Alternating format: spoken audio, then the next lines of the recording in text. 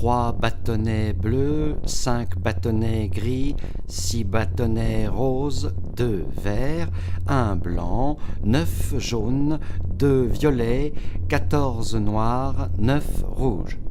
Il faut choisir, trouver un choix possible, passer par toutes les combinaisons, se tromper bien sûr, mais cela avant même de penser, sinon ce n'est pas le moment. Déterminer absolument la situation globale des bâtonnets. Ils sont déjà un peu trop rigides. La couleur donne une indication mais pas un état de fait. Ce qu'on dérange est irréversible. Il ne faut pas que les bâtonnets se fassent des signaux. Ils ne sont qu'une information changeante, mais ils gardent leur longueur par définition.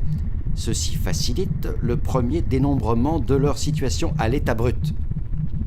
Rien n'a encore sa place et on me parle de repos. Ne pas s'affoler.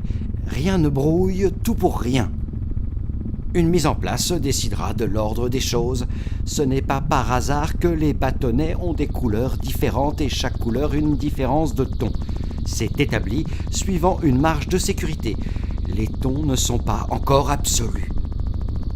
Il y a plusieurs manières de s'engager dans un choix. Savoir sacrifier, réduire. Ne pas perdre de vue que l'élan vital n'est qu'un moteur. Je ne distingue pas encore la situation générale. Il ne faut pas que les bâtonnets se fassent des signaux. Rien encore qu'un arrangement fragile, quoique leur couleur soit une possibilité et leur nombre un chiffre absolu. Ils ne présentent encore aucune différence avec ce qu'ils sont. D'abord, les 2 violets forment un compromis. Ensuite, les 9 jaunes contiennent leur propre extériorité. Puis les 14 noirs gardent leur chance d'erreur.